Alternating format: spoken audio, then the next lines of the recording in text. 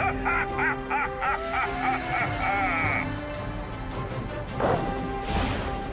got these sticky balls!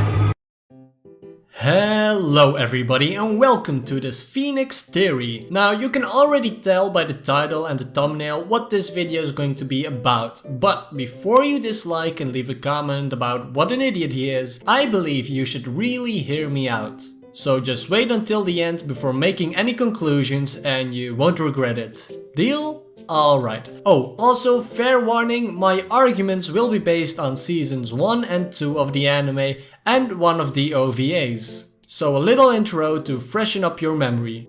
Mineta is a 15-year-old tiny grey boy currently in class 1A of UA High School. Despite being a semi-prominent character from the beginning of the series, it's always looked like he did not have a lot of character development, because what do we truly know about him? He's a coward and a pervert. However, despite this, with a little bit more focus on the character, I truly believe that this little grape can become one of the greatest heroes alive. Let's start by analyzing his statistics.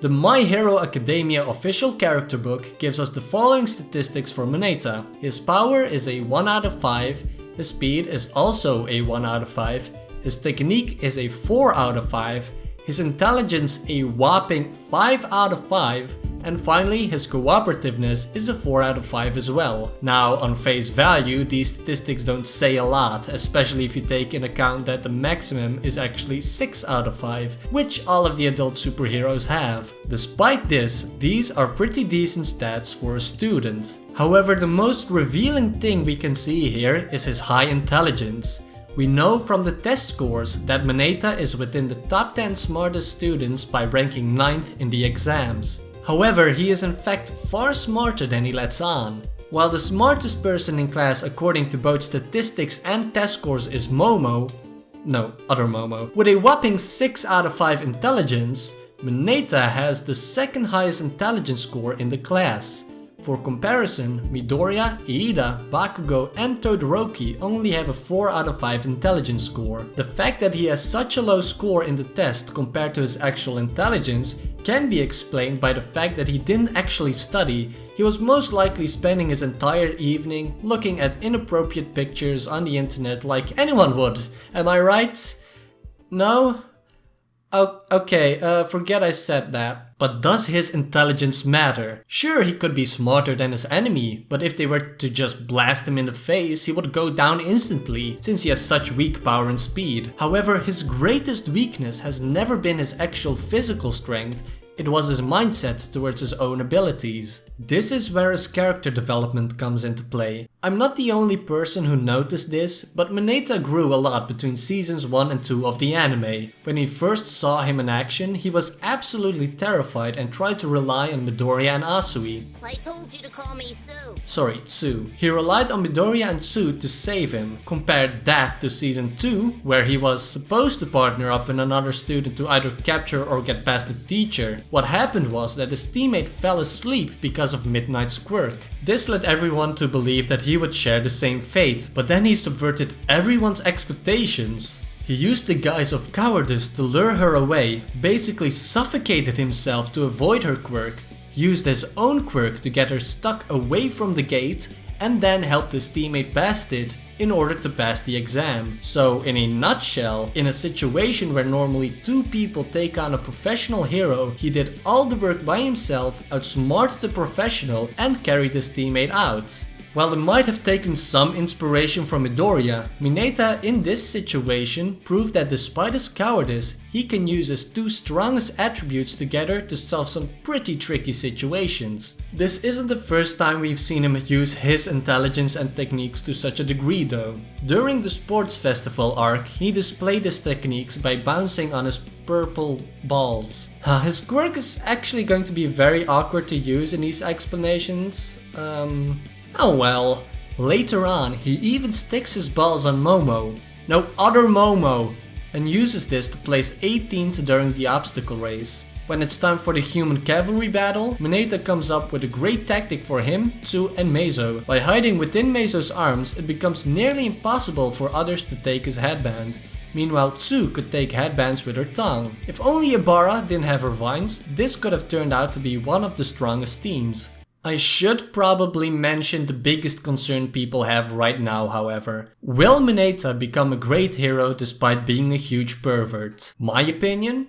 Why wouldn't he? The pervert character has been used many times in anime, with famous examples being Master Roshi and Jiraiya. However, while the pervertedness was a distraction for the other two examples, Mineta uses his pervertedness to strive towards his goals. His entire reason for becoming a hero is for girls to like him. Taking this away would also take away his character motivations. Besides, Kohei Horikoshi has gone on record to state that he enjoys drawing Mineta and that his pervertedness reminds him of himself. With information like that, it would only be natural for Mineta to be able to work under his pervy circumstances. He won't even be the first pervy hero. Midnight is just as much as a pervert, if not more than Mineta. Heck, in Vigilante My Hero Academia Illegals, we found out that she has a string of slave boys working for her. And even if she is a professional hero, Mineta still managed to outsmart her. Last but certainly not least, I have to cover his quirk. While at first glance looking a bit plain and useless, it couldn't be further from the truth. He detaches balls from his head which, when touched by another person,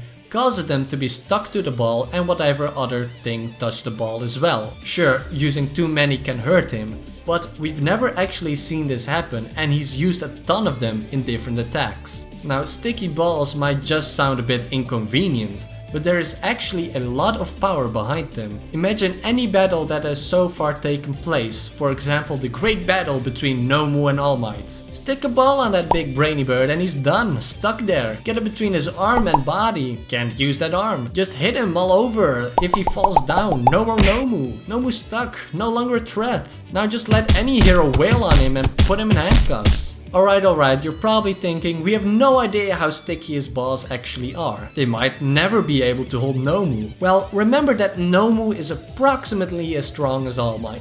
Now look at the technically non-canon OVA in which All Might is completely stuck because of Mineta's attack, basically ending the entire fight scene since All Might has become incapacitated. Sure, it's technically non-canon, but for something that has never gotten a clear limit to its stickiness and has never been proven to fail, I believe that we can work with unlimited sticky in this situation. Now, does stickiness really matter?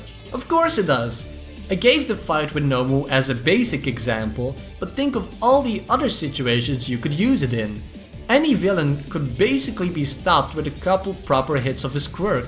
Stick some balls to Mr. Facepalm hands and he won't be able to use his quirk. Done. Now you basically took out one of the main villains. Story over. But I'd like to focus more on one of the most interesting fights in My Hero Academia. Iida, Todoroki and Midoriya versus the Hero Killer. The Hero Killer relied solely on the fact that he could keep mobile, slice his opponents and then taste their blood to make them stop moving. His defeat came when the three of them were all released from his quirk and cornered him mid-air where he could no longer escape. I see where you're going with this, Phoenix. If Mineta was there, he could have gotten the Hero Killer stuck and basically finished the entire fight with one throw and a quick call to the police to put him in jail. No, I'm saying think of the more terrifying alternative. What if Mineta was in the role of the Hero Killer? The Hero Killer relied on his quirk to temporarily stop his opponents to quickly strike them down.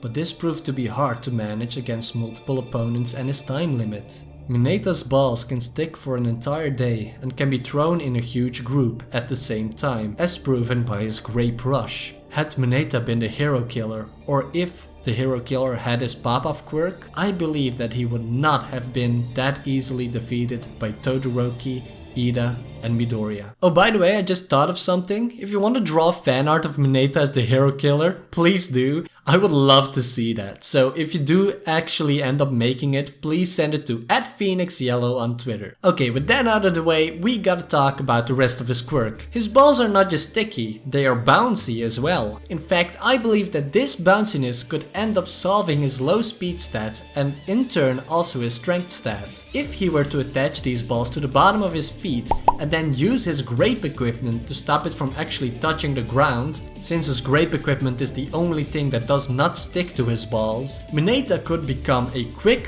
bouncing hero. Heck, he'd probably be able to move in a similar fashion to Gran Torino, only not that fast of course, but definitely enough to put him among the fastest in his class. Besides that, his increased speed would automatically grant him more power as well, because physics. All in all, he'd be a well-rounded character in terms of statistics, with a quirk that could stop any opponent with one hit. The only thing necessary right now is to learn to aim better. Besides that, a little bit more character development to get the proper amount of confidence and first-hand battle experience is also in order. Oh, and about the perviness, yes, he'd have to tone it down a bit, for example, no more peeping, but it can still be part of his character. Heck, the perfect solution to this would be getting a girlfriend so his perviness can turn into dedicated love for her. Now, this is a new mechanic I'm adding to the theories right now, but they will be something I'll stick with. See what I did there? While every theory has to be based on evidence, some often lack a bit of it. I can already see me making theories that, while I do agree have some basis in logic, I would not find completely believable. Therefore, I would like to have this theory be the first one with a believability grading system. My grade for this particular theory, a whopping 4.5 out of 5 phoenixes. The evidence in sheer potential and character development makes this a very possible outcome. The only reason I would not give the last half point is because Mineta is used as a joke character. So, letting him be among the very best could become unlikely if Horikoshi decided not to further build upon his character. But don't be afraid to tell me what you think. Do you agree on my logic in allowing Mineta to become one of the greatest heroes? Are there any other heroes that you believe are heavily underappreciated but could definitely rise to the top? Tell me down in the comments below. This is my second theory video on this channel. I would like to thank you so much for watching this video. If you enjoyed it, please press that like button, it means a lot to me. And if you want, you can help me try to achieve my goal of getting 10,000 subs before June. I appreciate each and every subscriber, and if you decide to stick with me, then I'd just be the happiest guy in the world. With all of that being said, the Phoenix has to fly away again. Have a nice day!